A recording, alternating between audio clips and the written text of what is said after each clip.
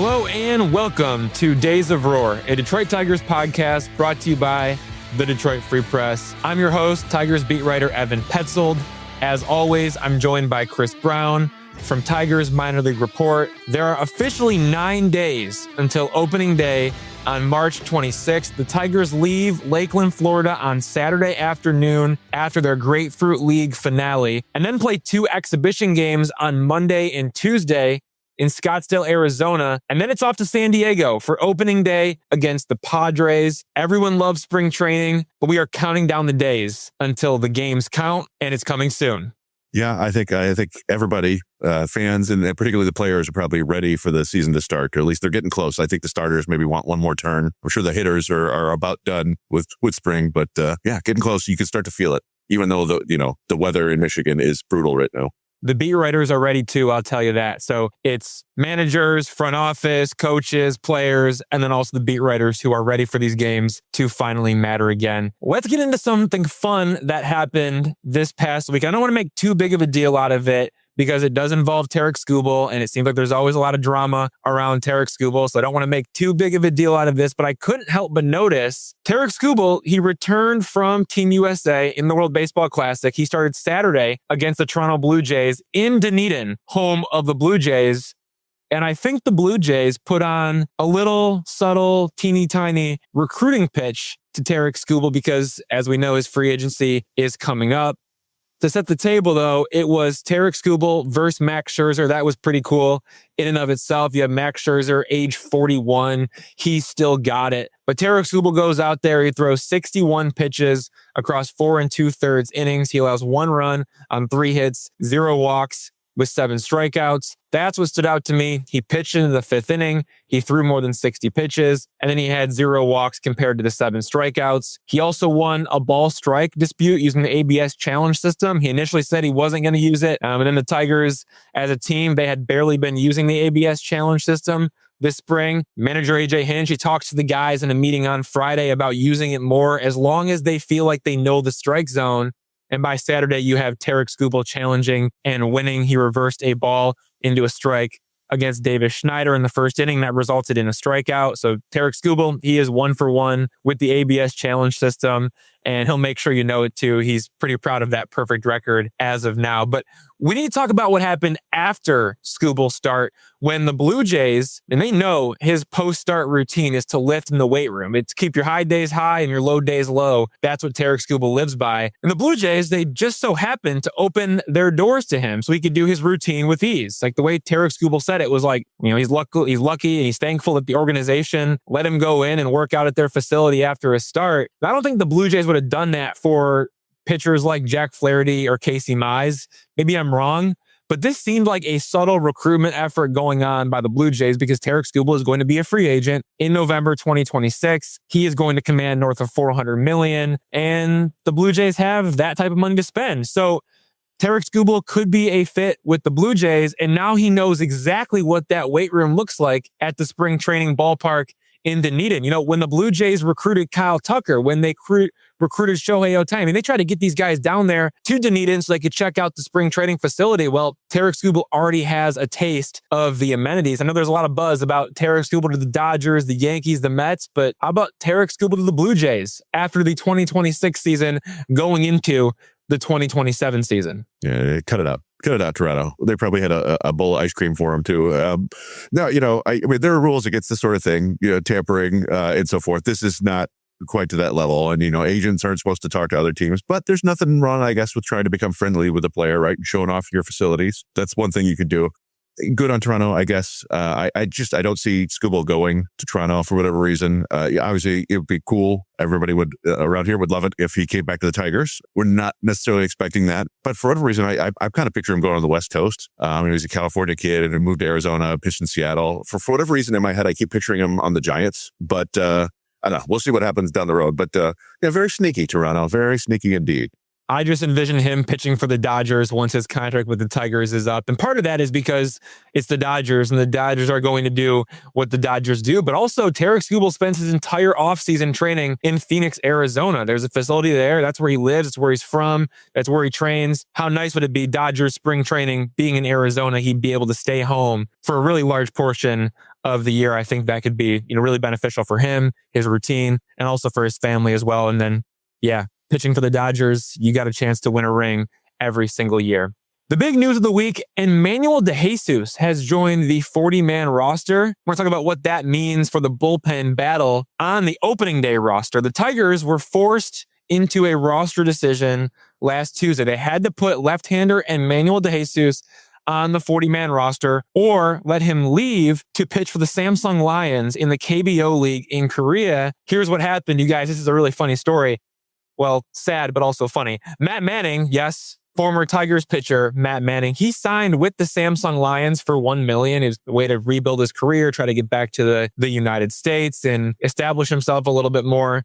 But before his season even started in Korea, he suffered an elbow injury that is requiring Tommy John surgery. So the injury to Matt Manning, it put the Samsung Lions back on the market for a foreign-born pitcher to replace Manning in the rotation. And the pitcher they targeted was Enmanuel De Jesus. So Matt Manning's injury leads to the Enmanuel De Jesus pursuit. And sure enough, the Tigers have to decide, do you add Enmanuel De Jesus to the 40-man roster, or do you let him leave to pitch in the KBO League? Of course, the Tigers purchased De Jesus' contract. They put him on the 40-man roster, but now that doesn't mean he's earned a spot on the 26-man opening day roster. It makes the journey to the opening day roster a lot easier because he's already on the 40-man roster, but he still has 3 minor league options remaining. So the Tigers can easily option De Jesus to AAA Toledo at the end of spring training without exposing him to waivers.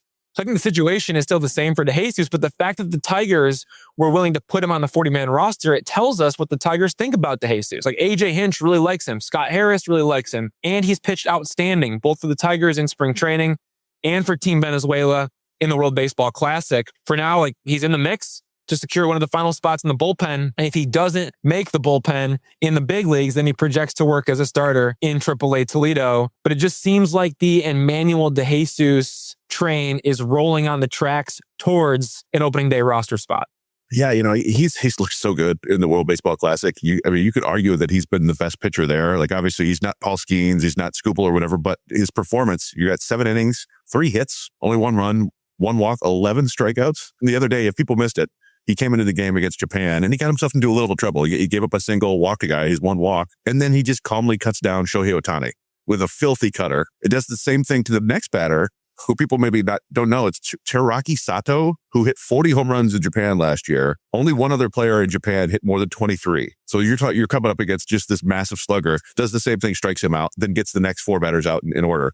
And eventually got the win by keeping Venezuela in it. When he came into the game, they were down 5-2. So he's looked great. All that is to say, it would be really nice to keep him in Toledo as a starter waiting in the wings. You got him for however long. He's got 3 minor league options, and this is the year, right? So it also might be nice to have another lefty in the bullpen who can go out and get Shohei Ohtani out when you need to and give you 5 innings, or not 5 innings, but 5-6 outs, right? And get some righties out, has weapons against that. So yeah, I'm feeling more and more inclined that he's actually going to join the big league bullpen, in part because there are a couple of people at the back of the bullpen who aren't really making their case very well. So he looks great so far, and we'll see what happens once he gets back into camp. It seems like 7 relievers are locked in to the 8-man bullpen. That's how I view it, at least. And I know we talked last week about who's a lock and who's on the bubble, but I really do think that it's like you have Kenley Jansen, Kyle Finnegan, Will Vest, Drew Anderson, Brendan Hanafy. Those are your right-handers. And then you have Tyler Holton and Brant Herter. Those are your left-handers. That leaves 1 spot remaining for someone like Enmanuel De Jesus or Birch Smith. The biggest question is whether or not the Tigers want to carry 2 or 3 left-handed relievers. Right now they have 2, Tyler Holton, Brant Herter. If it ends up being 3 lefties in the bullpen, then I think Enmanuel De Jesus will make the opening day roster. All right, let's get into a Troy Melton update, because to put Enmanuel De Jesus on the 40-man roster, the Tigers had to clear a spot for him. To do that, the Tigers placed right-hander Troy Melton on the 60-day injured list as he continues to recover from a right elbow injury. He has started his throwing program, so that is a positive side. But the downside of all this is that he is on the 60-day injured list. And that doesn't start until opening day. So Troy Melton is not eligible to pitch for the Tigers until May 25th. The timeline makes sense from the standpoint that he's going to have to repeat spring training and then go through the build-up process with his workload because the Tigers want to build him up as a starter. All of that's going to take time. So there hasn't been a setback, at least not as of now, but we're not going to see Troy Melton with the Tigers until late May, which means that if anything happens to one of the starters in the rotation before then, or if the Tigers need a spot starter, whether it's for a random off day or if there's a rain out and they need the 27th man called up, expect Keider Montero to serve as the number 6 starter, the next man up, the top option for rotation depth, however you want to describe it. And then once Troy Melton returns, as long as he doesn't have a setback, then he will take over in that role as the number 6 starter. I think that's when Keider Montero could become a candidate to join the Tigers bullpen. I know his stuff has been up, both with the Tigers in spring training and with Team Venezuela in the WBC, but he just doesn't know where it's going. And that's not conducive to being able to put together 5, 6, even 7 strong innings as a starter. That screams one inning out of the bullpen, let it eat. I think that's where Keider Montero is going to be able to thrive, but he can't fit into that role until Troy Melton gets healthy and gets back because the Tigers have to protect their starter depth. And to do that, they're going to rely on Keider Montero early in the season and seemingly until late May when Troy Melton is able to return. I think also too, like Troy Melton has to convince everyone that like the elbow injury was just a bump in the road and it's not something that's more serious. Like so far so good with Troy Melton's health. We're going to keep you posted because we still have 69 days until May 25th. That's a lot of time for something to go wrong with Troy Melton and the elbow. But right now, all signs pointing in the right direction, even though he has been placed on the 60-day injured list, and we're not going to see him until May 25th at the earliest. Yeah, it's unfortunate, but I'm taking the glass half full here and thinking it's good news that he's not more hurt, right? Like it's good that he's not going for Tommy John surgery. I mean, you never like to hear elbow soreness or inflammation, right? That could lead to more issues down the road. But for now, I don't really have a huge problem with them taking it slow, like you said, ramping him back up. And just being really more measured about it. They probably were going to have to monitor his innings a little bit this year anyway. So it reminds me a little bit of what they did with Casey Mize a couple of years ago when he had his hamstring issue. Like he didn't feel like he needed to go on the 60-day IL. He was back pitching within, I think, 30 days. And then they ended up keeping him in Toledo for like a full month.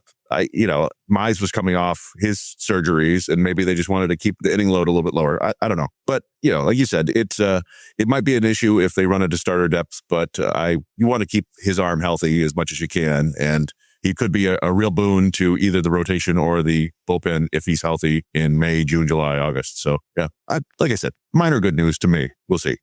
Let's dive right into the latest on top prospect Kevin McGonigle. What have we learned about him in the past week or so? And what do we think about his opening day roster chances with 9 days until the regular season begins? I want to go right to the Chris Brown meter. We've been there every single week. Are we still all in on Kevin McGonigle on the opening day roster? Because that's where I'm at, but I care about where you're at. Yeah, no, 100%. I think he's answered every single question that they want. I think they've probably already decided that he's on the roster. They won't add him to the 40-man until the last second because you don't want to have a situation where you add him now and then he gets hurt and then he's getting service time while he's on the injured list. It's, weird front office type stuff. He hasn't had any issues on defense whatsoever. And that was my big concern heading into the season. And you've seen what kind of hitter he is. And it's really interesting to see what's been going on lately with him because it's basically a mirror of what I saw last year in AA. Once you get to AA, the pitchers there could actually land their secondary offerings more often. And they learned pretty quickly that you cannot throw a fastball by him. The clip of Yarlin Susanna throwing 100 up and McGonigle hitting at 460 feet made, I think it was our number one clip on Tigers Monday Report last year because it was so fun. And so the pitchers started just pounding in with him with curveballs and changeups and soft stuff at the edges. And he kind of obliged for a while. He was hitting a lot of weak rollers to first base and to second base, but he still maintained his approach. He does not expand the zone. You very rarely. You can get him, I think, below the zone occasionally, but he's not going to go swinging at a slider away or anything like that. And he still punished mistakes. If they put a pitch where they didn't want it, he crushed it. And eventually he started hitting singles the other way again and stuff. And so he's just a really advanced hitter and he will struggle in the big leagues, right? He's going to be seeing the best pitching he's ever seen on a consistent basis. He will run into some issues, but his approach and his swing are so sound that I think he'll be able to pull himself out of any potential slumps he gets in. And I think he's on the roster. I think he's going to be one of their better players this year. Changeups and splitters below the zone. That's like the one problem area that I've noticed for Kevin McGonigle. Aside from that, it's pretty much perfection at the plate. Like, we know Kevin McGonigle can hit, and we know Kevin McGonigle can play shortstop. And we know Kevin McGonigle can stand there and answer questions from reporters like a veteran. Like, this guy can do it all. We know he can hit a 461-foot home run off Luis Severino's 98-mile-an-hour fastball, producing a 110-mile-an-hour exit velocity. We know he can have 2 hits in 1 inning, both above a 107-mile-an-hour exit velocity. We know Kevin McGonigle is ready for his MLB debut on the 2026 opening day roster. And right now, he's getting more breaking balls and off-speed pitches because pitchers have started to realize that he demolishes fastballs, especially fastballs on the inner half of the plate. A lot of those breaking balls and off-speed pitches that he's getting, they're on the outer half of the plate, or they're completely out of the strike zone. So not as many hits recently, but he's still drawing a ton of walks because his approach is incredible. He has elite bat-to-ball skills and elite swing decisions, which is why I'm not worried about him making adjustments in the big leagues.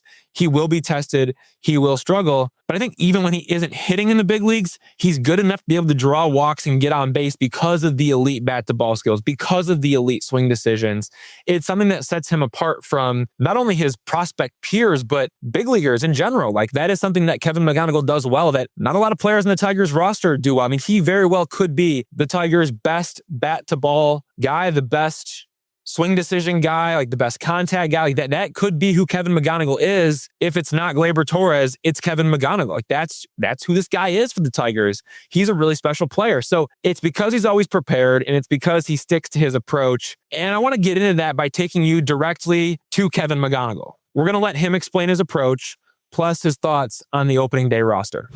Seeing a little bit more breaking balls, more spin, stuff like that. Yeah. How do you but you're still drawing your walk, so. Yeah, I feel still very comfortable. Still spring training, so I'm still, not swinging at, early off speed, which I usually would in season. That's the big thing I had to adjust to in AA, was didn't get heaters and heaters counts or advantage counts, so just adjusting, to that again, which I did in AA. I got a feel for it, and now it's just gonna, I'm getting used to it, drawing walks, and I'm still always going to be on heater, and then if I see something pop, I'll go at it. Is that kind of just at this point, like waiting for them to come back in the zone with heaters? Like, if you're going to lay off spin and you're going to lay off speed, you're going to take your walks and then kind of force them to come back in the zone? Is that the cat and mouse game, or? I wouldn't really say, like, I'm still up there looking to do damage on off speed as well. But, I'm still, spring training, I'm still looking for, heaters to hit and trying to tunnel, different guys, seeing a lot of new arms right now. Right. Still seeing, picking up, writing notes down about these different guys and how they're going to attack me. And the biggest thing is just, looking for anything in the heart of the zone, which I feel like recently I haven't really gotten. But they're going to end up making mistakes at some point, and I just can't miss it. Torque yesterday, his approach was hit fastball. He got a change up, but he was still, his mechanics were still set, his approach was still set. He could clear it. Yeah. Is that kind of your thought too? Like, your mechanics are good enough and you're sitting fastball, but you're still going to be in the bat's going to be in the zone, time up or get ahead of the change up. Yeah, my approach always been, I feel like I told you guys before, is just be on heater and react. And I'm still, same approach, and I guess it's kind of the same thing. I don't really think about mechanics when I swing. I just think back the ball and just hit as hard as possible. It's more approach, I guess. Yeah. The approach for me is, it's like think heater center field, and then anything soft, pull it down line or to right field. How are you kind of doing with this at this point in camp? Good. Where are you at? I feel very comfortable. Building relationships, of course, still with everyone in here, but I feel way more comfortable now than I did, when I first saw you guys early in spring. I feel very comfortable out there on defense too. So just looking forward to keep going and keep having a good spring. You mentioned taking notes. You mean on your phone, or do you keep like a physical notebook? On my phone. It's more video too. Like, I save videos of like different ways guys pitch me, and so just seeing how they're attacking me. Like Max the other day, he came with the heater up, was late, and then he went backdoor curveball, and then a harder curveball below the zone. And seeing that, I learned a lot from the first at bat. Went in there the second at bat, got 2-0, and missed the heater, but I hit it hard, just straight up. As we're getting down to the home stretch, I mean, this is crunch time, right? I mean, how much are you thinking about the roster opening day? I mean, coming into camp, maybe it didn't seem as likely, but like now it's very likely. Yeah. My biggest thing is just not thinking about it too much. Just asking questions to, AJ or the older guys of what I have to do to, maybe earn a spot there. And but yeah, I don't like thinking about it too much. I feel like just playing where my feet are is the best way I've always done it. So, but yeah, I'm going to keep doing everything I can to, maybe fight for that job. And if I don't get it, you know what? Just go back out to AAA, hopefully, and earn it. Yeah, I think you hear it all there, don't you? I mean, this is a really mature kid. He's taking notes. He's taking video notes. It's like JD Martinez back in the day. And you hear some of those phrases in there, be where your feet are. I feel like I've heard AJ Hinch say that a time or two. Yeah, just it's fun to hear his process because you could tell he puts in the work, and it's not just having these remarkable abilities. He works on it, and he thinks about the game, and he's studying these pitchers and what they're doing to them. And I think it's very encouraging all the way around. The mentality, the offense, the defense, it's all there right now. Before we move on, I want to play some audio from catcher Jake Rogers, where he talked to me about the culture in the clubhouse and why a 21-year-old in Kevin McGonigle, who hasn't played above AA Erie, is able to feel comfortable, even around guys like Tarik Skubal, Riley Green, Justin Verlander, Spencer Torkelson. Long story short on this, the 4 beat writers, no cameras, were interviewing Kevin McGonigle on Monday morning. That was the interview that we just clipped for you. And he was standing there with his hat on backwards and his arms folded across his chest. And he didn't have his shirt on. Like, this dude was just completely comfortable. Like, he was just in the comfort of his own home. So if you need another reason to put Kevin McGonigle on the opening day roster, he's really comfortable in the clubhouse. But anyway, Jake Rogers was poking fun at him, yelling, "Put a shirt on," in the middle of the interview. And then after the interview, Justin Verlander walked by and said, "I haven't done an interview with my shirt off in 21 years. And so all the guys are laughing. Kevin McGonigle's laughing. He's trying to be a good sport about it. It was just a fun moment that reminded you Kevin McGonigle fits right in with the Tigers. But the Tigers deserve credit for Kevin McGonigle fitting in after only 5 weeks of spring training. I think it says a lot about the entire group of players in the clubhouse, with Jake Rogers leading the way. He is a very important team leader for the Tigers. And here's what Jake Rogers had to say about the clubhouse culture. That's the thing, like, we try to, incorporate in the whole clubhouse. And again, it's not just me, it's everybody in here that has been, in this clubhouse for a long time. Is when you come in here, we want you to feel comfortable and be yourself, and that's a big thing. Like, doing things the right way is another thing, which we never really get on to anybody, but, we poke fun, and that's just what guys do in general. Yeah. And I think this, we poke fun, and,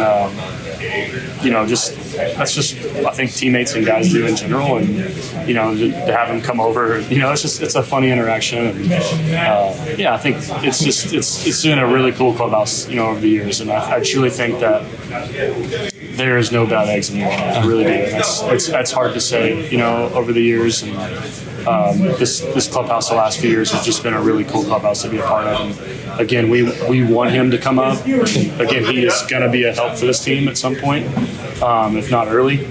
So we want those guys to come up here, feel comfortable, be themselves, and rake. Because that was the hardest thing for me, is like, when you come up, no matter what, like, you're going to be nervous. It's like you finally reached your dream of becoming a big leaguer.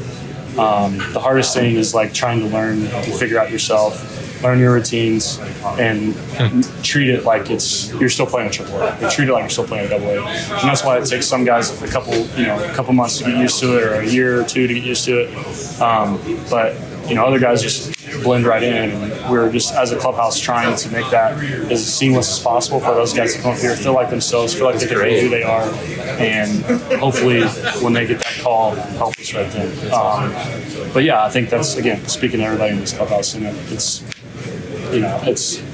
we poke fun and we have fun more than anybody probably, and everybody's just poking fun at each other, which makes it a lot.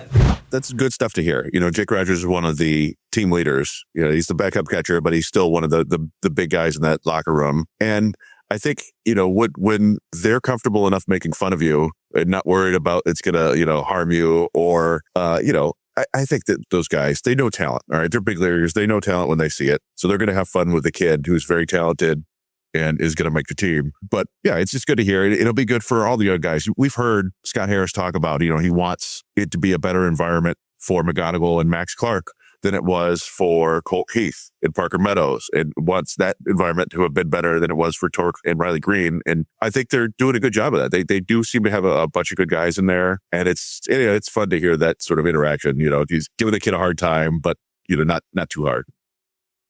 Let's get into the big two. Question one of the big two: what player is key to the Tigers' success in the 2026 season? So I'm stealing this question and my answer from the latest edition of the Sunday Notes from Fangraphs writer David Laurila. For the second year in a row, he asked me this question and featured my analysis in his Sunday Notes. So I will read you exactly what I wrote for Fangraphs. The question being, which player is key to the Tigers' success in the 2026 season? My answer was Colt Keith. Here's why. The Tigers had a star-studded starting rotation headlined by Tarik Skubal and Framber Valdez, with future Hall of Famer Justin Verlander behind them. The health of those pitchers is paramount, but the Tigers still need to score runs to win games, which makes Colt Keith the key to their offensive success this season.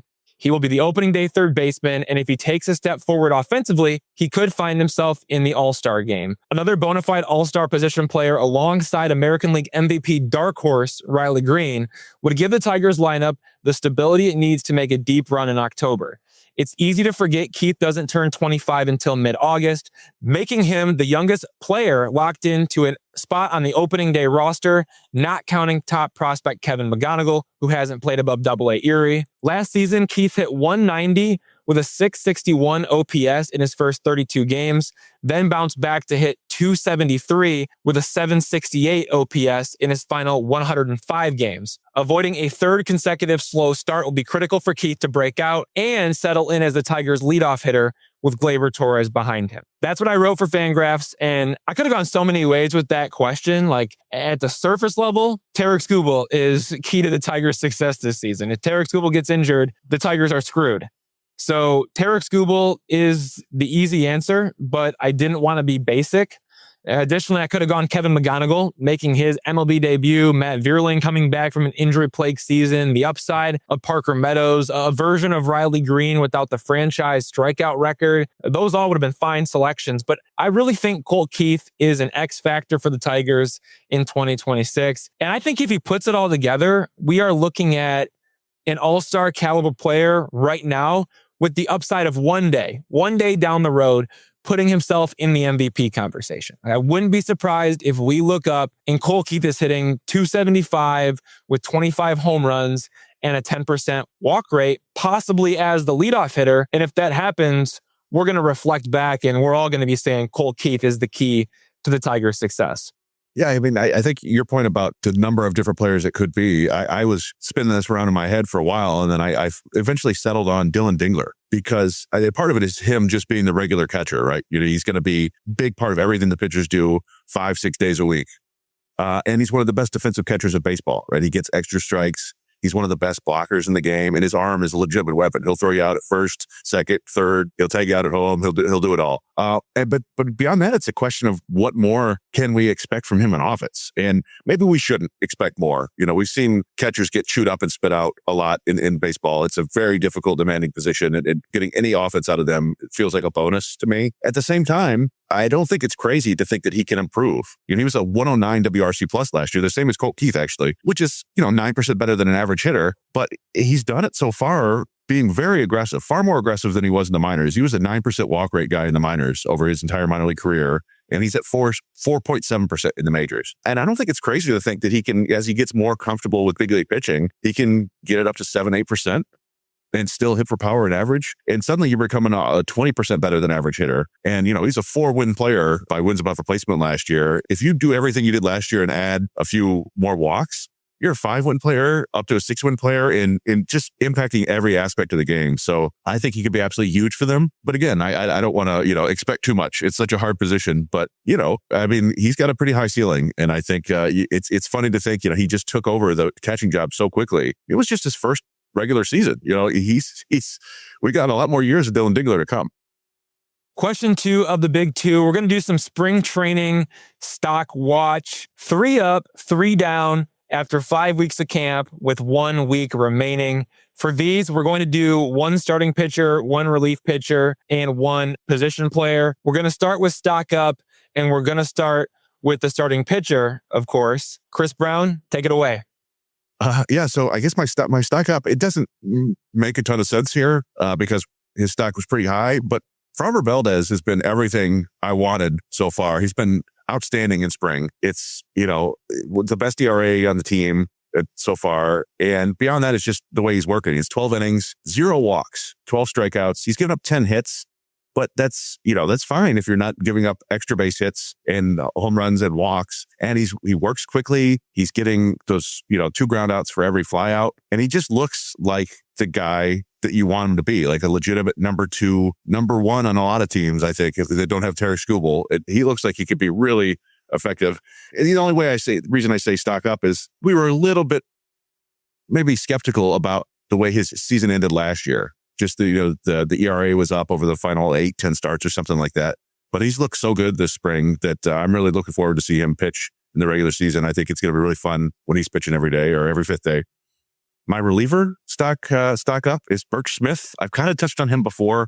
He's kind of quietly put together a solid spring. There are a lot of different sort of minor league veteran arms in camp, but he's basically the only one who's not walking people. And he had a rough introduction. His first outing in spring, he gave up 4 hits, including a homer. Since then, it's only 5 innings, but only 2 hits, only 1 walk, 6 strikeouts. He throws a ton of strikes. It's like 75% strikes so far. He's got 4 or 5 different pitches, and he gets swings and misses with all of them except for his sinker. I don't know if he's going to win a spot in the bullpen. But like I said, he might just kind of get there by default because he's not walking everybody the way you've seen other guys like Jack Little and Tanner Rainey and Tyler Madison and all these other guys, Drew Summers. A lot of guys went out there and they have interesting stuff, but they just walk everybody. And, that kind of violates the dominating the strike zone mantra. And my final stock up here, my position player is Matt Vierling. And that's to be expected, right? He was hurt all last year and just never quite right. And we're kind of curious about what he would look like this spring. There were times when we were thinking he might not even make the big league roster. He might have to go to Toledo. But he's looked awesome at the plate, particularly. And he's looked solid in the field. He's played right field. He's played a little bit of third base, I think. They had him taking grounders at first, I believe. But yeah, so far he's 12 for 35, hit 343, 4 doubles, a triple, 2 homers, 9 RBIs, 2 walks, 4 strikeouts. Just looks locked in at the plate right now. And it looks like that old Matt Vierling where he could pull the hands in and turn on balls that he has no business turning on the inside third of the plate and hitting those little scuds, like, 12-degree launch angle that just goes right into the wall. So you forget, he was one of their better hitters a couple of years ago, and getting him back and healthy and maybe contributing, 4 games a week, 3 games a week. Who knows what he might do, but, he just looks like a really helpful piece right now. And that's great to see because he's another one of those clubhouse leaders. So for my stock up, we're going to start with the starter. It's Drew Anderson. I know he's technically in the bullpen, but he signed as a starter, so I'm going to count him as a starter here. He signed a 1-year, $7 million contract with a $10 million club option. He spent the past 4 seasons in Asia, including the past 2 seasons in Korea, where he learned a new changeup called a kick change. So far, he looks amazing in spring training, and he's working on the bullpen. Like I said, he signed as a starter, and he probably fits best as a starter until we learn otherwise. So I'm going to lump him in with the starters for this, even though as long as everyone stays healthy down the stretch here, Drew Anderson will be in the Tigers bullpen. But that shouldn't take anything away from what he's accomplished in spring training. 5 games, 12 1/3 innings, 4 walks, 17 strikeouts. His fastball is averaging 96 miles an hour with a 26% whiff rate. But opponents are hitting 300 against his fastball. That'll be something to watch once we get into the regular season. His changeup, the new kick change, it's legit. It's averaging about 89 and 90 miles an hour, generating a 45% whiff rate, and it's limiting hitters to a 1-1-1. That's 1-1-1 for the batting average. So yeah, it's legit. The changeup is real. It's a weapon, and he seems to have complete command to locate it wherever he wants. I think it might be a situation where it's a grip it and rip it thing where he's just trying to throw it right down the middle of the strike zone and then let the pitch do its work. That seems like how he's been able to approach it, and that makes sense why he's been able to command it and locate it exactly where he wants. And then he has the curveball and the slider that I'll show you. The curveball is a solid pitch for him. It's not a crazy bat misser, but that curveball is still a good third pitch after you have the fastball and the changeup leading the arsenal. All in all, I've been very impressed with Drew Anderson. He is going to be a reliever on the opening day roster. It doesn't mean he won't be a starter either at some point this season and definitely next season if he keeps doing what he's doing. For the reliever, I'm going with Tyler Madison. I've always been a big Tyler Madison guy, but he opened my eyes this spring. The Tigers recently reassigned him to minor league camp. He's going to start the season with AAA Toledo, but I would not be surprised if Tyler Madison is a high leverage reliever for the Tigers once we get into the second half of the season. This is a sleeper that you need to know about. This spring, he had a 2.70 ERA with 3 walks and 6 strikeouts across 3 1/3 innings in 4 games. He's got a lead upside. It's a fastball first profile. His fastball averaged 94 miles an hour with a 45% whiff rate. It's got above average carry. He also has a slider and a changeup, but it is the foundational fastball that misses bats at a high clip. Like, that is what makes Tyler Madison special. That does not grow on trees. The biggest question is going to be whether or not Tyler Madison will throw enough strikes. He needs to cut down on the walks to reach the big leagues and be an impact reliever in the big leagues. That's still on a to-do list. But he's got the prospect pedigree as the number 104 overall pick in the 2021 draft out of Bryant University. He underwent Tommy John surgery in mid-March of 2024. So this will be his first full season since the elbow procedure. I just think there's a lot to like here, but it all hinges on throwing more strikes, not falling into the danger zone of being a one-pitch pitcher. Like, if all he has is the fastball, like, it's not going to get the best hitters in the world out. He needs to be a 3-pitch guy. So it's throw more strikes, probably work on the consistency with the slider and or the changeup. And if those things happen, he could be one of the most dangerous relievers in the Tigers bullpen. And then for the position player, let's go with Jace Young. The swing change is paying off for Jace Young. He isn't going to make the opening day roster, at least I don't think, but he could be the primary first baseman in AAA Toledo while providing defensive versatility at second base and third base. He added first base to his resume this spring. He looks really comfortable there.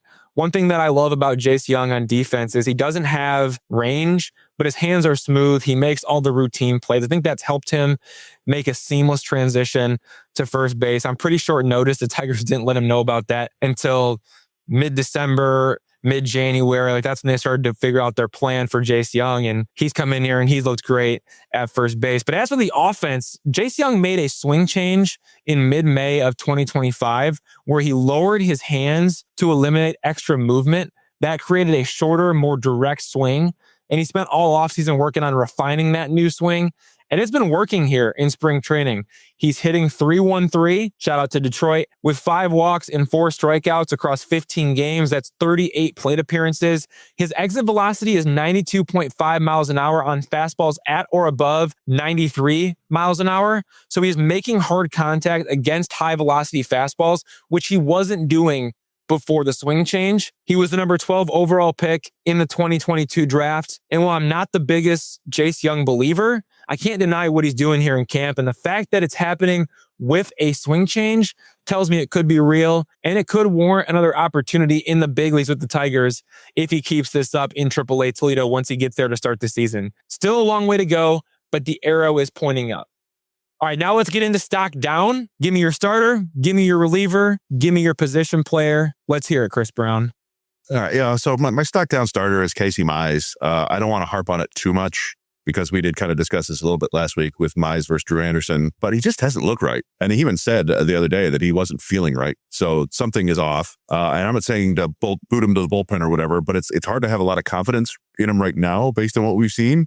I think he needs to have a couple nice outings in his final two spring training appearances. It's a 7.15 ERA right now. And beyond that, it's 14 hits and 7 walks to just 6 strikeouts in 11 innings. And he's hit a couple guys. It's just the command isn't there and the stuff isn't there. So stock down for now. Hopefully he can figure it out. And, by the regular season, he's a viable 5th starter My reliever is stock down is Brennan Hanafy. And I had kind of thought that he was locked into the bullpen, but I'm not so sure right now because he hasn't looked great this spring either. It's a 7.7 ERA in 4 2/3 innings with 8 hits and a walk. And sort of most concerning to me was what happened to him in Monday's game, where they left Jack Flaherty in there to pitch into the 6th inning, and he put a couple men on, and AJ Hinch brought in Hanafy in the exact sort of situation he'd bring him into in a real game. Couple men on, and it's time to get that big ground ball double play. And instead, he gave up a 455-foot 3-run homer to Otto Kemp, who is kind of a quad A player.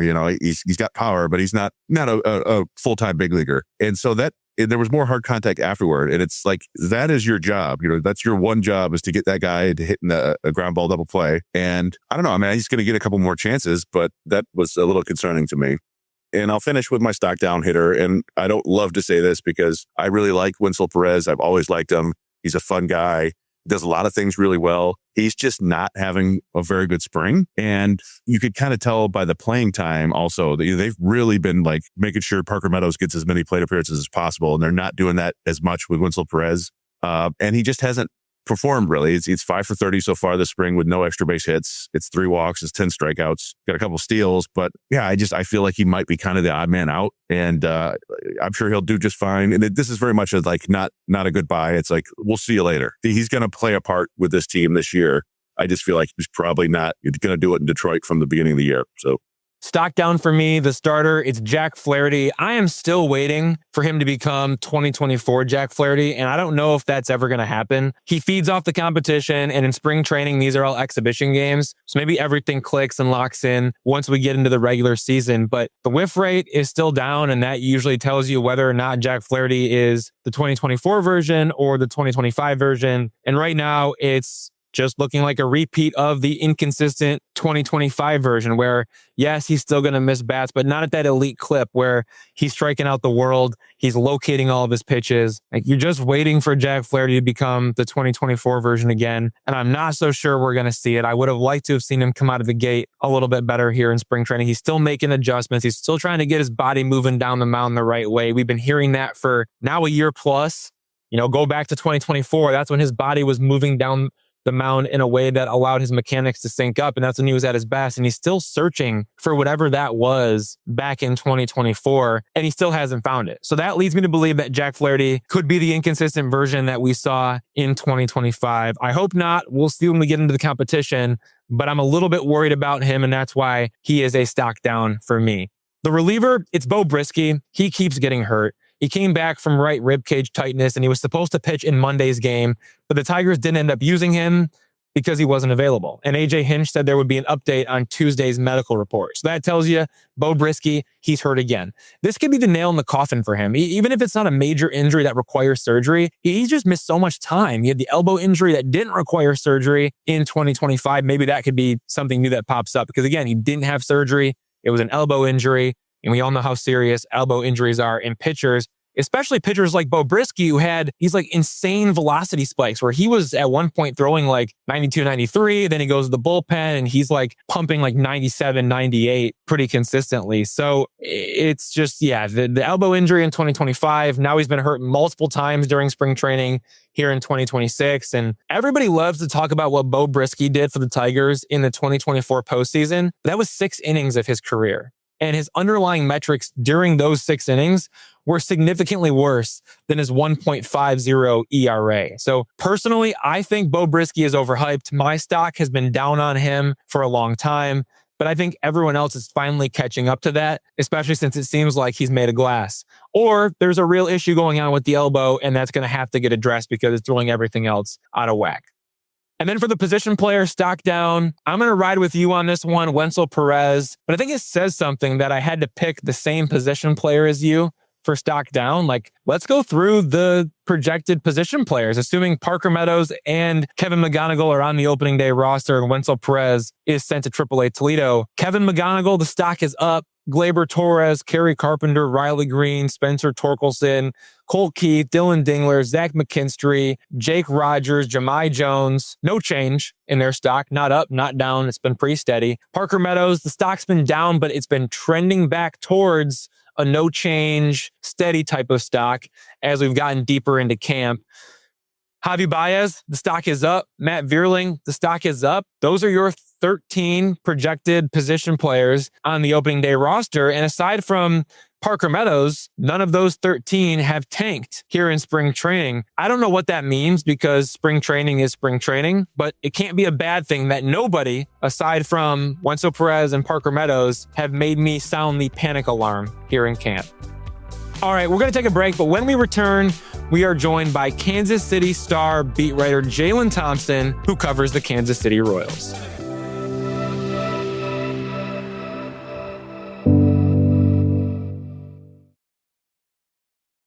Everyone, I'd like to welcome Jaylon Thompson, Kansas City Royals beat writer for the Kansas City Star. We are starting to look ahead to the 2026 season, and we'd like to get insight from all of the beat writers about the American League Central teams. We're going to start with the biggest threat to the Tigers, the Kansas City Royals. Jaylon Thompson, thanks for joining the Days of Roar podcast once again. Hey, Evan, glad to be here. You know, baseball's around the corner.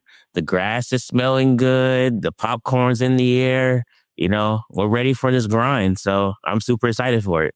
It's baseball season. Let's go big picture. What is the outlook for the Kansas City Royals in the 2026 season? The Royals won 86 games and made the playoffs in 2024. And then they won just 82 games and missed the playoffs in 2025. What are your expectations for the Royals in 2026? My expectations for the Royals, I believe they're trying to chase that lightning in a bottle.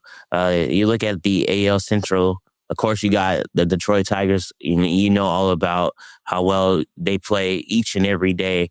The Royals are trying to play up to that same standard. They know that there's going to be a divisional matchup between the Tigers, with the Guardians, even with the Twins and the White Sox. And it's gonna be a fight all year. So they're excited for that. And they know that the playoffs is not just their destination. They want to go further than that. And I think from a lot of players' standpoint, they know that what they did in 2024 has to be the standard. It has to be for them to compete. They have a guy in Bobby Witt Jr. who is a legitimate superstar. And now you're with the World Baseball Classic, and we'll get to that later. Those guys are performing on a national level. People are starting to see the Royals and what they have when they really didn't know, because the Royals only play like on regional networks and things of that nature. So there has to be a lot of confidence in that clubhouse. They know they want to make the playoffs. They know they want to go further, win the division, and try to make some noise. So I expect them to be on that path from day one this season.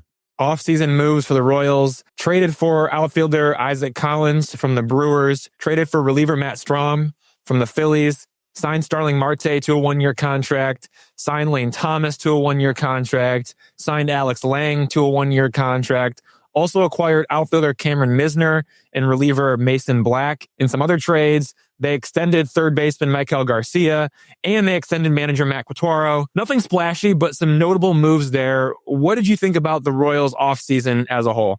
I thought it was really filling in a lot of the needs that they had to do. The big thing that the front office has always said, JJ Picollo, his big thing was we raised the floor of the organization, meaning that they took a chance on some low risk, high reward type potential guys.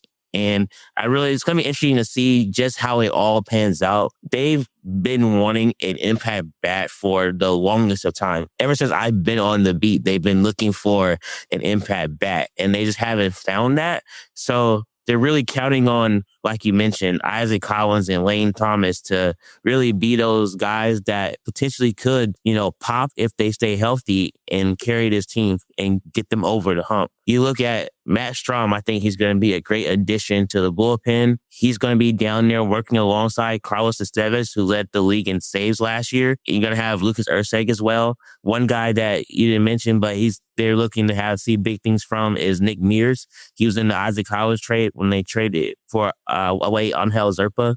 Mears is a guy that was a fireman. He has a really good fastball. He has some great breaking pitches as well. So I think that him and Lucas Erceg being in that fireman role, the Royals have options and versatility to display across the lineup. But the question is always going to come down to, did they do enough? And I think in this AL Central division, you look at what the Tigers did getting Framber Valdez and keeping Tarik Skubal.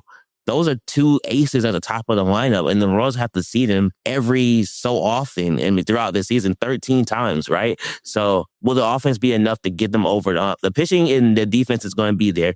That's what the Royals that's their bread and butter. But the offense, it has to be those additions that you mentioned. It has to be Jack Keglion stepping up in his second season. It has to be Carter Jensen putting together an all-world rookie campaign. They just can't have 5 or 6 guys just be solid. They have to have the 4 core players be exceptional, and then 1 or 2 or 3 or 4 other guys play to a level that they've never played before if they want to win this division. The number one thing that makes the Royals a threat is their starting rotation. Cole Reagan, Seth Lugo, Michael Wacha, Chris Bubik. And then you've also got Noah Cameron. What do you think about the Royals starting rotation? And is that kind of the X factor for them in terms of, yes, they got to score runs, they need the offense, but in order to stay competitive and be in ball games, it's going to come down to that rotation thriving like we've seen them thrive before. That's right. Yeah, you absolutely hit it on the head right there. Looking at what they did in 2024, they were healthy. They were healthy all season. That starting rotation, they all made over 20-something starts. They were all really exciting and they gelled together. 2025, they were hurt, right? Cole Reagans was hurt. Seth Lugo battled a couple of nagging injuries. You saw Chris Bubich went down and he missed the second half of the season. So now they're all trying to come together and rebound. And like you said, starting pitching depth is important, but you also have to look at the fact that these guys are 1 year older as well. Michael Wacha and Seth Lugo, they're getting older each and every year they continue to pitch. They're in their 30s. Cole Reagans is going to be great. He's a stud as the ace. But behind him, can you count on Lugo? Can you count on Wacha to continue to pitch at that high level? Noah Cameron, his second season, teams are going to make an adjustment on him. Can he make that adjustment back and continue to pitch like he's been pitching last year when he would put up a 4th place finish in the AL Rookie of the Year voting? And then you have guys like Ryan Berger and Steven Kolick. That's the depth piece of it. And they're going to have to need those guys because if there's injuries again, at least they have someone that they know they can step in and pitch well. And we mentioned Chris Bubich earlier, and I'll just circle back to him. This is a really important season because after this season, he can explore free agency. So does he get off to a hot start? And do the Royals look to try to keep him? Or if the Royals are struggling, do they look to offload him and get something for him so he doesn't walk in free agency for nothing? These are things that you have to keep an eye on this season. Specifically for Cole Reagans, how has he looked in spring training? And do you think he is a dark horse for AL Cy Young? Should Tarik Skubal be watching out for Cole Reagans coming for his crown? I think so. I really do. Because if you're bold enough to, when Team USA comes to you and asks you to pitch on the team and you're saying, I want to focus on helping the Royals get to October, that's my focus. I appreciate the offer, but now I'm good. That tells me that Cole Reagans is looking to come and really do some damage this year. And I believe that he has all the tools to do so. He is hungry, and he's one of those guys, when he gets hyper-focused on something, he usually produces really strong results. You look at what he did when he came back from injury, those last 3 starts, he was flat out dominant. I mean, it looked like Cole Reagans of 2024. And I've always made this bold prediction, and I still stick with it. I think he can lead the league in strikeouts this year. I think he has the tools to do so. I think that just the way the Royals are situated offensively, if they can get him some run support, I think he'll pitch deeper into games. I think that he's just coming into his prime. He's going to be in 28. I believe this is his age, 28 year. Could be 27. But he is someone that if anyone's going to chase Tarik Skubal, it could be Cole Reagans. The Royals also have their big 4 on offense: Bobby Witt Jr., Maikel Garcia, Vinny Pasquantino, and Salvador Perez. All of those guys played in the World Baseball Classic, so they're already playing in highly competitive games. Let's start with Bobby Witt Jr. What's it been like watching him for Team USA in the World Baseball Classic? And I know he finished top 5 in AL MVP voting. in each of the past 2 seasons, but is there another level for him to unlock? Yeah, absolutely. I chuckle, Evan, when people post the Bobby Witt Jr. defensive plays and they just are so excited and marvel at what he's doing on the field. Because we see that every day, right? Bobby makes plays that even the most athletic man can struggle to make because he just makes it look so effortless. I don't know. He's the ultimate 5-tool player. And I know that's a lot of high praise to give on a guy that is, coming into his own, but he owns it. I mean, you watch him on the field, there are things that I just believe is really exciting that we haven't seen a shortstop do in quite a long time. But I will add this caveat of why I think he can get to the next level, because the Royals were talking about Bobby hitting leadoff. They knew he was going to do it for Team USA. And the question is going to be, he never really liked hitting leadoff, but he was more open to it. And since has done it with Team USA, I wouldn't be surprised if the Royals keep him in that leadoff spot this season, at least to see how it goes at the start. Because with Bobby leading off, you are putting your most important, impactful threat bat at the front of the lineup. And I just think that that's going to lead to more opportunities for him to set the tone, more stolen bases, maybe even more home runs, maybe more of a offensive balanced game. You got to remember, this guy led the league in hits the last 2 seasons. So he can hit for average. He can pretty much do whatever you need him to do. I think the next level for him is getting into that MVP race. And it's going to be hard to chase down Aaron Judge. 60 home runs from Judge is going to be hard to catch. But if anyone can do it, like I think with Cole Reagans and Tarik Skubal, I think Bobby Witt Jr. can be right there with Judge this year if he fully expands his game and, with the help of the team being better, I think he can give him a run for his money. What do you have on Maikel Garcia, Vinny Pasquantino, and Salvador Perez? Because as great as Bobby Witt Jr. is, he can't do it all by himself offensively. Yeah, I think when you look at those 3 other guys that the Royals have, that they make up their core, right? Individually, they all bring something different to the table.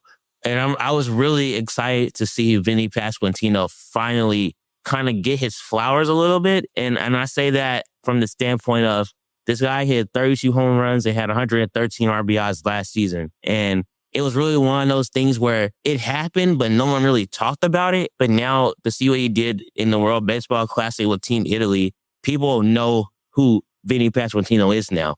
And I think for him just knowing his mentality and what he brings to the table, I think that's going to help him get off to a hot start.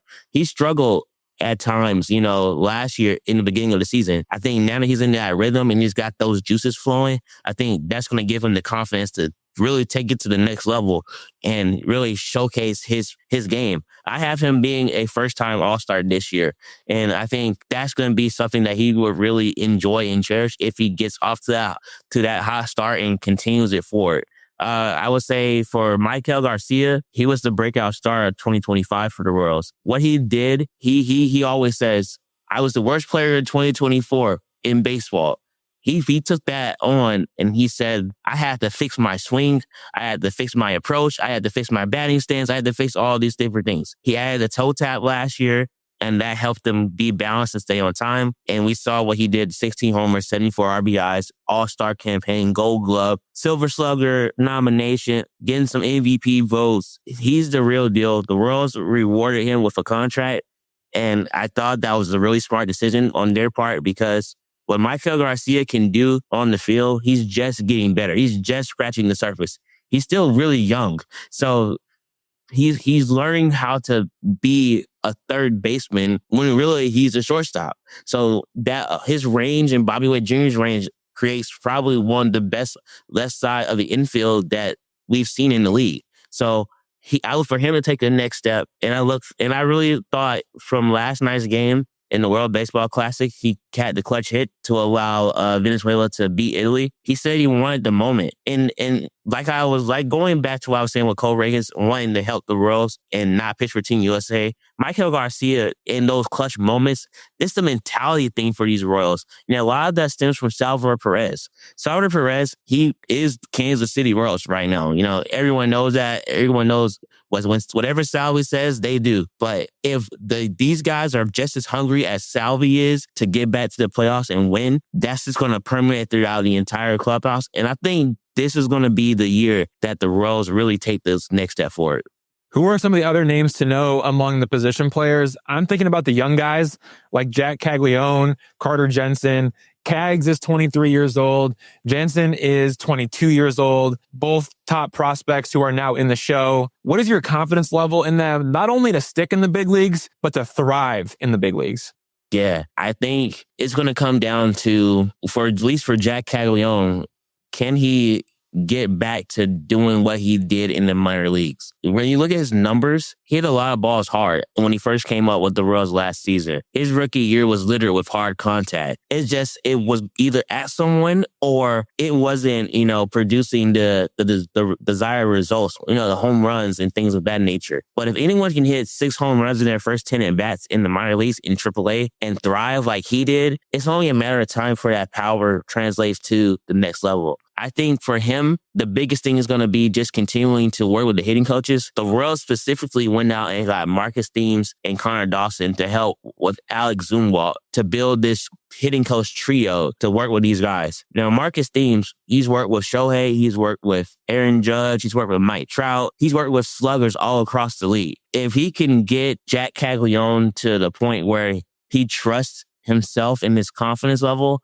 and can hit the ball to all fields, they have something special. And I think you will see that out of Jack Caglione because really the pressure is off of him now. He's been there for a year.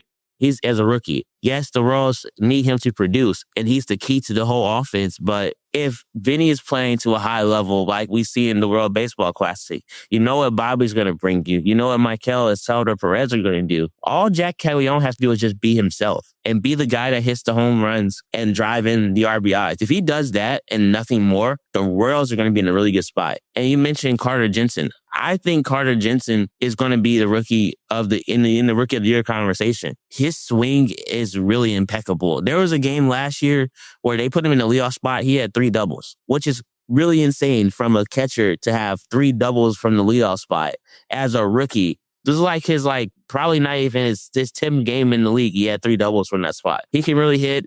I think that everyone's raved about how he's handled the pitching staff, the guys that he's never worked with before. He's asking questions. He's going around the clubhouse. I will never forget. He went around the clubhouse and asked every pitcher what they like, what they don't like, what's the best uses of their command and their control. And he was just doing this as a rookie. So now imagine him continuing that for this first full season as a Royal and seeing the results. Because if he can get off to a good start and he can click, then you're allowing Salvador Perez to spend more time off his knees. He can be sometimes at first base. He can be a DH. You keep him more fresh. You keep him more healthy. And that only helps the Royals in the process. Before we get you out of here, I want to ask one more big picture question. If the Royals are going to win the AL Central, what is the primary reason why that'll happen? The offense produces. That's going to be that's the reason they'll win the AL Central. The offense will take a step forward. They will get more production from their outfield. They will get more production from the 4 core guys we mentioned earlier. And I think that they will take that 82 wins that they had and the 85 was they had in 2024. Really, both of those seasons, there were games where if they just had a couple more runs, they could add a few more victories. So if the Royals are going to take the next leap forward, which I think that they can, but being realistic, I predicted them to have 85 wins this year, just to be in the middle. I think that if everything goes right, they could push maybe 87, 88. But it's a tough division. If all things are where they are right now, I say they will have 85 wins. I think they will make the postseason as a wild card team. And I think that when they get in the big dance, since it's March Madness season, I think they will make some noise because you're going to have to face Cole Reagans game 1. You're going to have to face Seth Lugo, Michael Wacha. That's a tough pitching rotation to go through for an opposing team when, as you know, Edmund, in the playoffs, it's not a lot of time to prepare for an opponent. You just got to go with what you got, and hopefully you get the job done. So I think that the Royals will be right in the mix. I think it's still the Tigers' division to lose because of what they have and what they brought back, but Kansas City is going to be sitting right there with them. All right, Jaylon Thompson, that is all we have for you. Thank you so much for joining the Days of Roar podcast and giving us insight about the Kansas City Royals heading into the 2026 season. We'll catch up with you again soon. All right, thank you, Evan. Good to see you, man. Everyone, that was Jaylon Thompson, Kansas City Royals beat writer for the Kansas City Star. We have a couple more topics to discuss this week as spring training enters the final stretch. But first, let's take a break.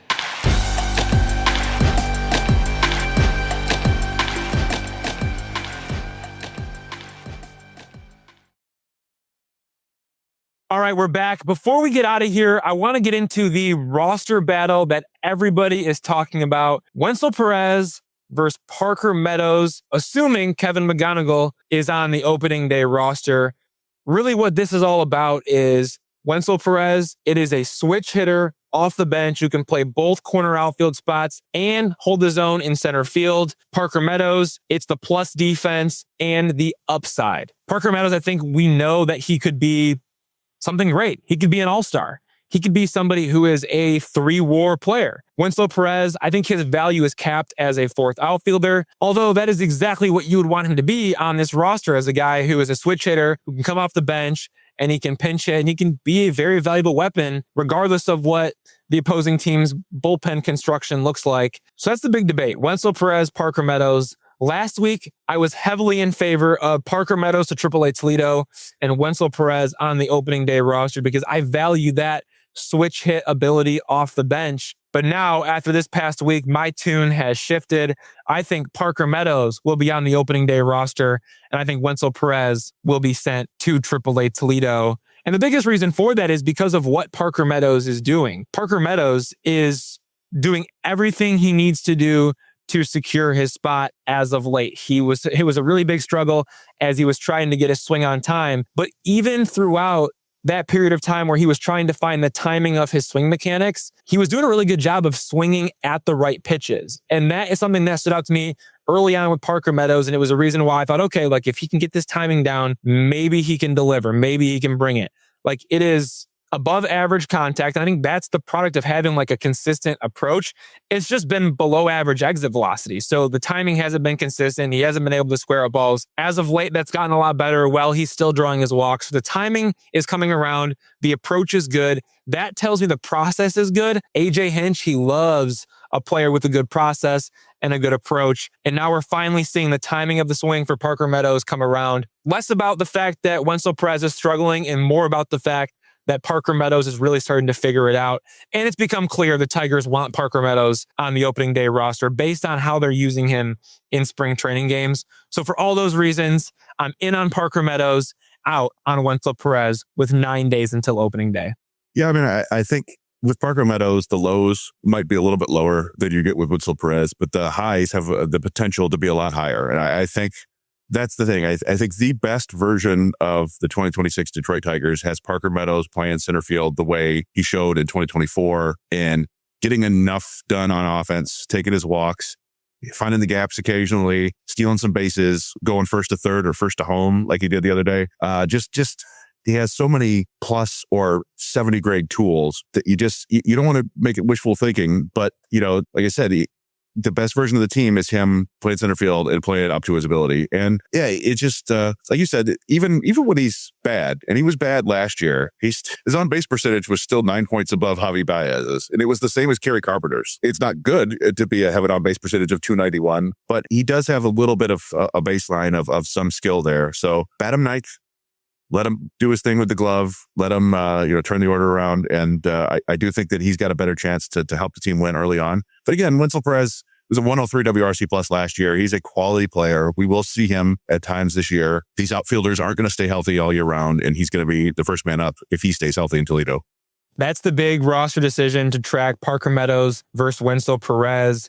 But there is an early roster decision that the Tigers are going to have to make, and it's Austin Slater, an outfielder who joined the Tigers on a minor league contract. He agreed to that the same day that Justin Verlander decided to come back to the Tigers. So Justin Verlander maybe stole Austin Slater's spotlight there, but he's a 33-year-old. He's a right-handed hitter. He has a track record of success against left-handed pitchers, and he has an opt-out clause in his contract for March 21st, May 1st, and June 1st. So on March 21st, he can force the Tigers to promote him or release him, give him a chance to go out there and find an opportunity with a different team. That's essentially how it works. Are you worried about the Tigers losing Austin Slater? Do you think Jahmai Jones, a fellow right-handed hitter who crushes lefties, should be concerned? What do you think about the Austin Slater roster decision? I don't think he's on the opening day roster. I think ultimately a different team is going to pick him up, though, because he has been pretty darn impressive here in spring training. He's hitting .250. He's got 5 walks to 9 strikeouts. He's played in 14 games. He's gotten plenty of plate appearances, 34 to be exact. So he's gotten opportunities, taken advantage. He's done damage against lefties. He's done some damage against righties. Austin Slater looks like the complete package. And it's so easy to forget with guys who are coming in on minor league deals that they've been around the league. They are been there, done that guys. Austin Slater played in the big leagues in 2017, 18, 19, 20, 21, 22, 23, 24, 25. Like, he has been around, and he's going to be back in the big leagues in 2026. It might just not be with the Tigers because of this March 21st out in his minor league contract. I don't think Jahmai Jones should be worried. I think Jahmai Jones is ahead of Austin Slater, maybe significantly ahead in this situation. Although Austin Slater, he provides some defensive upside that Jahmai Jones does not provide. But we've talked about this before. If you have a left-handed pitcher on the mound in a big moment, who do you want getting that at bat? It's Jahmai Jones, and that's why he's going to be on the roster. But what do you think about Austin Slater? What has he shown you in camp? And do you think he's going to latch on elsewhere, or do you think he could maybe slip through the cracks and maybe nobody wants him and he ends up in AAA Toledo, and then we all look towards that May 1st out, which is the second of 3 opt-out clauses in his minor league contract? Yeah, I mean, I think you summed it up really well. He's had a really strong spring. And I think this was sort of, you see this fairly often. It's kind of a symbiotic signing where, the Tigers needed some more outfielders heading into spring. I think they knew that Jahmai Jones was going to go off the World Baseball Classic. So they wanted another outfielder. And Slater had a chance to go out there and perform. And if he's not going to make the Tigers, show what you can do to other teams. And I think that's ultimately probably what's going to happen. Teams they're always looking for a guy like that. The Tigers have Jones. Another team might want their version of Jones in Slater. And so I think he'll have an opportunity pretty soon. And it wouldn't shock me if he's playing for another team in 5 days. Yeah, I think the Austin Slater minor league contract, that signing was more about the uncertainty around Matt Vierling as opposed to replacing Jahmai Jones. And Matt Vierling, as we mentioned, has answered every question. He looks great. I'm really excited about him going into opening day. All right, it's time for us to get out of here. Thanks to Chris Brown from Tigers Minor League Report for co-hosting with me this week. And thanks to everyone for listening to the latest episode of Days of Roar. Please rate, share, and subscribe. Give us a rating, comment what you think about the show, and stick with freep.com/sports for the latest Tigers coverage. I'd like to thank the editor of the Free Press, Nicole Avery Nichols, and our magical producer, Robin Chan. For the Detroit Free Press, I'm Evan Petzold. We'll catch you next week. Until then, go in peace.